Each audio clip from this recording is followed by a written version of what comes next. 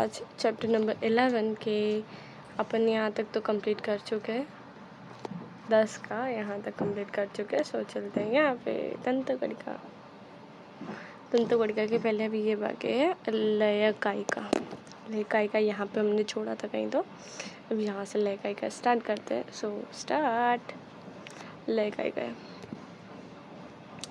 खेत में काम में निर्माण होने वाले खरपतवार एवं अन्य कचड़ों को कंपोस्ट के गड्ढे में डालने पर कुछ दिनों बाद उस कचरे का क्या होता है? क्या होता है उस कचरे का? उसको जीव जंतु खा के ख़त्म कर देते हैं और वो गायब सा हो जाता है, कंपोस्ट हो जाता है। कोशिका में घटित होने वाले चयापचय की क्रिया में जो वर्ज्य पदार्थ निर्माण होता है उन्हें ठिकाने लगाने वाले संस्थान अर्थात लयकायिका, मतलब जो भी चयापचय मतलब जो खाते हैं उसका पाचन होता है ना, तो उसको जो वर्ज्य पदार्थ उत्सर्जन में जो पदार्थ निकलता है उसे वर्ज्य पदार्थ कहते हैं। उसका काम कौन करता है? लयकायिका करती है। लयकायिका यह सामान्यतः इकहरे पटल द्वारा वेशित थैली होकर उसमें पाचक रस होता है, मतलब एक थैली जैसा होता है, उसमें पाचक रस होता है जो कि पदार्थ को केमिकल होता है, समझो जैसे वो पदार्थ को ख़त्म करने, पेट के अंदर एसिड होता है ना, अमीनो एसिड, तो वो खाने को ख़त्म करने में काम करता है। रोग प्रतिकारक प्रक्रिया कोशिका के आक्रमण करने वाले जीवाणु तथा विषाणु को नष्ट करना। इस लयकायिका का काम क्या है? जो कोशिका में जीवाणु और विषाणु है जो कि कोशिका को नुकसान करते हैं, बॉडी को नुकसान करते हैं, रोग प्रतिकारक क्षमता बढ़ाते हैं। लयकायिका का काम है कि उन सबको नष्ट करना जो रोग प्रतिकारक क्षमता पे असर करता है। विध्वंसक दस्ता। विध्वंसक दस्ता जीव कमजोर कोशिका अंगकों को सेंद्रीय मलबा और वर्ज्य पदार्थ लयकायिका द्वारा बाहर फेंक दिया जाता है। लयकायिका द्वारा सब जो भी वर्ज्य पदार्थ होते हैं, मतलब जिसका यूज़ नहीं होता बॉडी में, उसको निकाल के बाहर फेंक देते हैं। बराबर, चलते हैं आगे। आत्मघाती थैली। जब कोई कोशिका जीर्ण तथा क्षतिग्रस्त हो जाता है तो लयकायिका फट जाती है और उन स्थिति में पाचन रस स्वयं ही कोशिका का पाचन करता है। जब मतलब कुछ ऐसे पदार्थ होते हैं जो कि बहुत ज़्यादा क्षतिग्रस्त, बहुत ज़्यादा खतरनाक होता है, जो कि लयकायिका को क्षतिग्रस्त मतलब तकलीफ पहुंचा देते हैं, मतलब फाड़ देते हैं, ऐसा समझ सकते हो। तो उसकी वजह से वो फट जाता है। तो लयकायिका जब फट जाती है तो उसमें जो पाचन क्रिया का काम होता है वो कोशिका स्वयं करने लग जाती है। भूखमरी के समय लयकायिका कोशिका में संग्रहित प्रोटीन तथा वसा इनका पाचन करते हैं। अगर बहुत दिन से इंसान खाना नहीं खाया तो भी इंसान जिंदा रहता है। कैसे? कि जो लयकायिका होती है वो पाचन क्रिया में काम करती है, तो शरीर में जो वसा मतलब चर्बी बोलते हैं ना, फैट जो जमा होती है उसको उसका पचन करने लगती है और उससे शरीर में एनर्जी का निर्माण करते हैं, एनर्जी ऊर्जा का निर्माण करती है, ताकि इंसान चल सके, अपने नित्य की क्रियाएं कर सके। समझे? चलते हैं आगे। तंतुकड़िका। देखो इन सब का आकृति थोड़ा बहुत मैचिंग है, तो फिर कंफ्यूज नहीं होना है। अपने को आकृतियाँ एक बार देख लो, बहुत इम्पोर्टेंट नहीं पर इम्पोर्टेंट है, नाम याद रखना ज़रूरी है। तंतुकड़िका। प्रत्येक कोशिका में ऊर्जा की आवश्यकता होती है। कोशिका को ऊर्जा प्रदान करने वाले तंतुकड़िका हैं। तंतुकड़िका कोशिका को क्या प्रदान करती है? ऊर्जा प्रदान करती है, ऊर्जा देती है। इलेक्ट्रॉन सूक्ष्मदर्शी से नीचे देखने पर तंतुकड़िका द्विकला आवरण से युक्त होती है। द्विकला आवरण से युक्त होती है मतलब दो तरह का आवरण होता है उसमें। तंतुकड़िका का बाह्य आवरण छिद्र युक्त होता है, जो बाहर वाला आवरण होता है, मतलब आवरण मतलब जैसे कपड़े पहनते हैं ना, वो हम लोग का एक आवरण हो गया। वैसे जो बाहर वाला उसका आवरण होता है, स्किन का लेयर होता है, लेयर बोलते हैं ना, लेयर। हाँ, तो जो बाहर वाला लेयर होता है उसमें छेद होते हैं छोटे छोटे। आंतरिक आवरण सतह में कई मोड़ों मतलब शिखा में मुड़ी होती है, मतलब अलग, जैसे देखो कैसे मुड़ा है ना। तंतुकड़िका की आंतरिक गुहा में जेली जैसा पदार्थ होता है। जेली जानते हो ना, चिपचिपा सा पदार्थ, और एक जगह पे जमा हुआ, जैसे कि राइबोसोम पढ़ा है पिछले सेमेस्टर में शायद पढ़ा है। फास्फोरस के अणु और डीऑक्सी राइबो न्यूक्लिक अम्ल DNA के अणु तथा तंतु कणिका एवं प्रथिन का संश्लेषण होता है। संश्लेषण मतलब जमा करके रखते हैं। तंतु कणिका कोशिका में उपस्थित कार्बोज तथा वसा की प्रकीर्णों की सहायता ऑक्सीकरण करता है। ऑक्सीकरण मतलब सब जगह पे ऑक्सीजन पहुंचाना वसा के, तो तंतु कणिका सब जगह पे ऑक्सीजन पहुंचाने का काम करती है।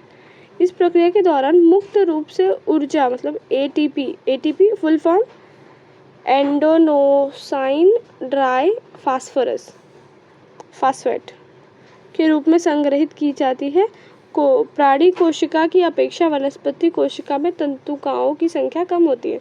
मतलब प्राणी कोशिका में तंतु कणिका अधिक होती है, पर जो वनस्पति कोशिका होती है उसमें कम होती है। ऊर्जा की समृद्धि एटीपी यौगिक का निर्माण करना, मतलब ऊर्जा देना शरीर को, और एटीपी का निर्माण करना। एटीपी में संग्रहित ऊर्जा का उपयोग करके प्रथिन कार्बोज वसायुक्त पदार्थ का संश्लेषण करना, मतलब शरीर में संश्लेषण मतलब इकट्ठा करना। ठीक है, करते आगे। यहाँ पे क्या तुम जानते हो, जरूरी है पढ़ लेना एक बार। लाल रक्त कणिका में तंतु कणिका नहीं होती। जो रेड ब्लड सेल्स लाल रक्त कणिका, उसमें तंतु कणिकाएं नहीं होती हैं। इसलिए वे कोशिका जिसे ऑक्सीजन का वहन करती है उसका वे स्वयं के लिए उपयोग नहीं करती है। मतलब जो लाल रक्त कणिका है वो यूज़ करती है, वो ऑक्सीजन का वहन करने का काम करती है, मतलब ऑक्सीजन पहुंचाती है जगह जगह पे, पर वो खुद ऑक्सीजन का यूज़ नहीं करती है, क्योंकि तंतु कणिका ऑक्सीजन पहुंचाती है सब जगह पे, पर यहाँ तंतु कणिका होती ही नहीं है तो ऑक्सीजन का यूज़ करते ही नहीं है। इसका मतलब समझे। आगे चलते हैं। रिक्तिका कोशिका के घटक द्रवों का संग्रहण करने वाली कोशिका अंगक अर्थात रिक्तिका है। कोशिका के घटक द्रवों को, मतलब जो जरूरी घटक द्रव होता है, मतलब घटक बोल सकते जैसे काम आने वाले द्रव्यों को एक इकट्ठा करके रखना, वो किसका काम होता है, जो अंगक होता है, मतलब जो अंग होता है उसे क्या बोलते हैं, रिक्तिका बोलते हैं। रिक्तिका एक का कोई विशेष आकार नहीं होता, उसको कोई विशेष आकार नहीं है। कोशिका की आवश्यकता अनुसार रिक्तिका का स्वरूप बदलता है। जैसे जैसे आवश्यकता होती है वैसे वैसे अपना स्वरूप बदलता है। रिक्तिका एक हरा आवरण। रिक्तिका का जल विसारक दाब निर्माण करना, मतलब जल को इकट्ठा करने के लिए जो दाब की जरूरत होती है वो। चयापचय की क्रिया में उत्पन्न उत्पादों, मतलब ग्लाइकोज प्रथिन पानी का संग्रहण करना, मतलब जो चयापचय की मतलब खाना पचाने की क्रिया में जो जरूरी होती है ना, वो वाले पानी प्रथिन और ग्लाइकोजन को शरीर में कोशिका में बचा के रखना।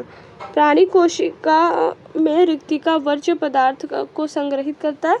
जो प्राणी कोशिका होती है उसमें वर्ज्य पदार्थ को संग्रह करके रखता है।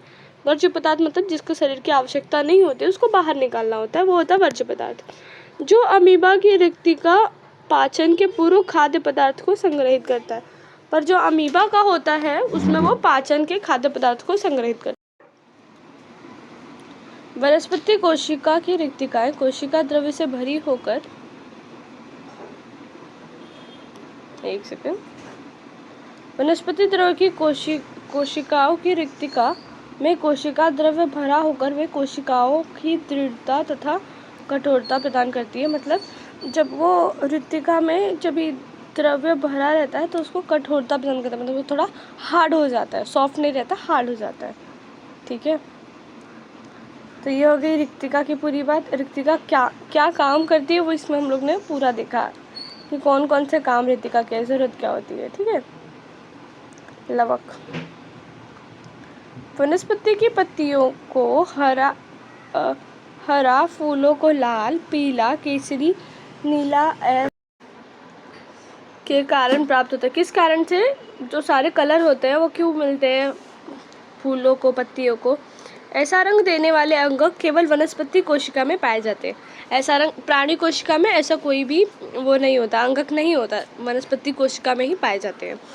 जो अर्थात लवक है, जिसे लवक बोलते हैं। लवक दोहरे आवरण युक्त रचना होती है, उसका एक आवरण नहीं होता, दो आवरण युक्त रचना होता है लवक।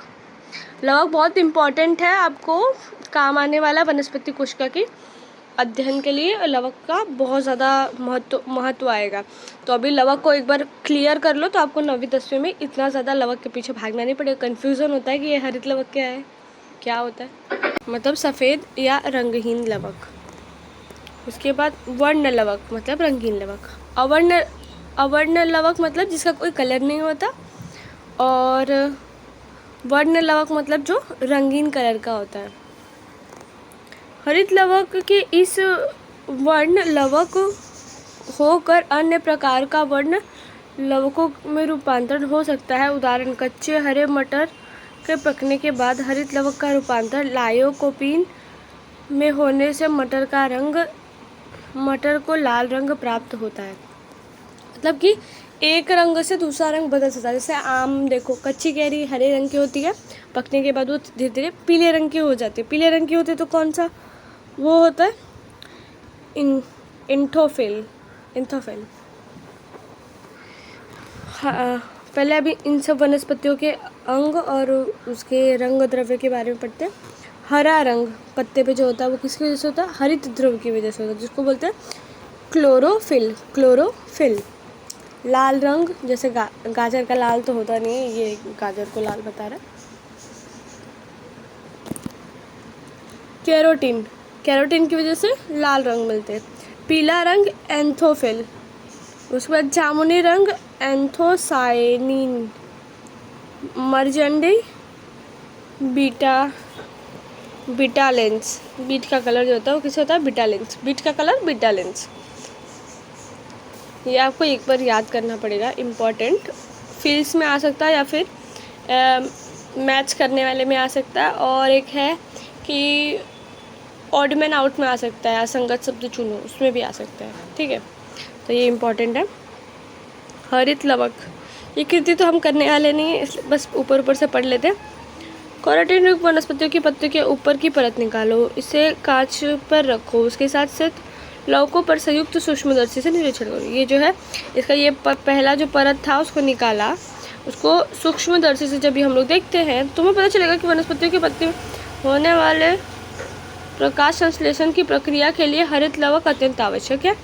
प्रकाश संश्लेषण के लिए हरित लवक बहुत ज़रूरी है। इम्पॉर्टेंट पॉइंट इज दिस,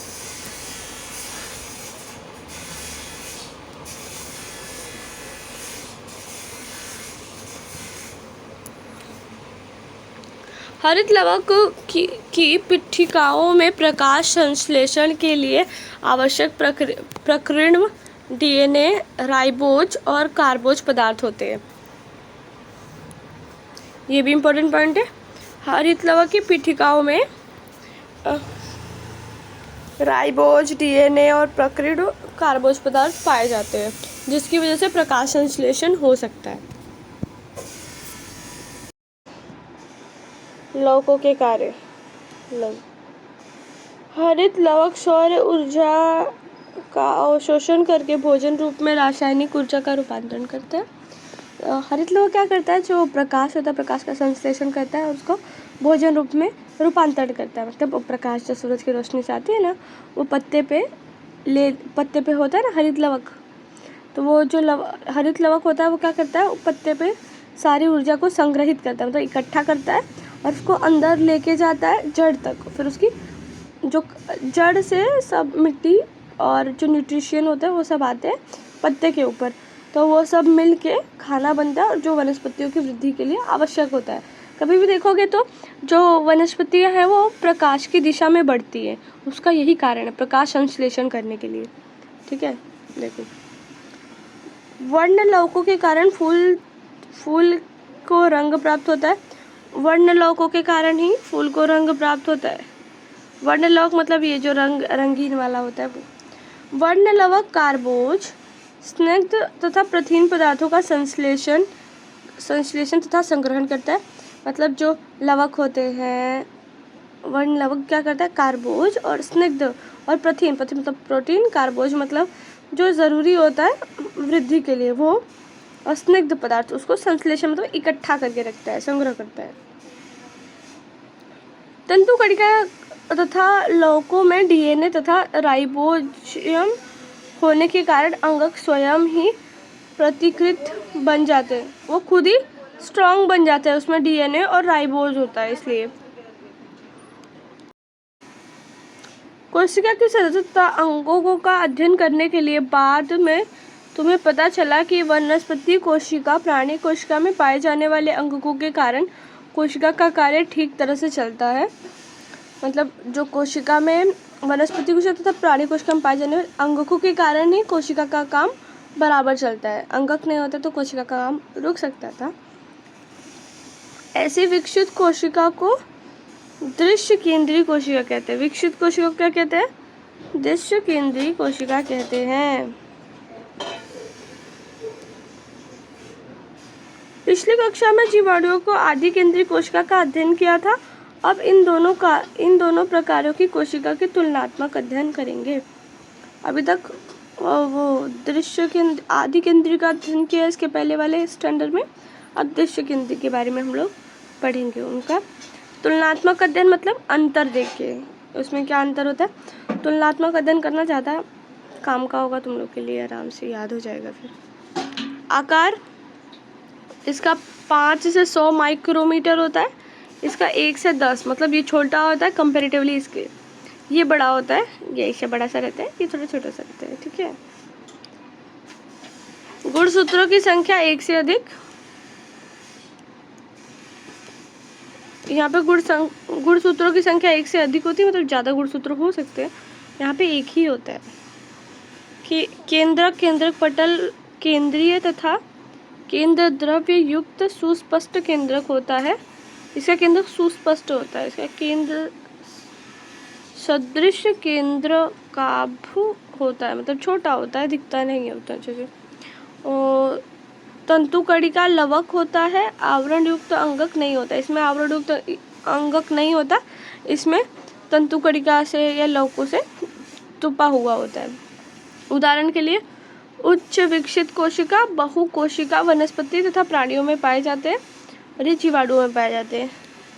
ये उच्च विकसित एक कोशिकी तथा बहुकोशिकीय वनस्पतियों तथा प्राणियों में पाया जाता है। दृश्य केंद्रीय कोशिका या आदि केंद्रीय कोशिका, ये इम्पोर्टेंट है, याद रखना सर।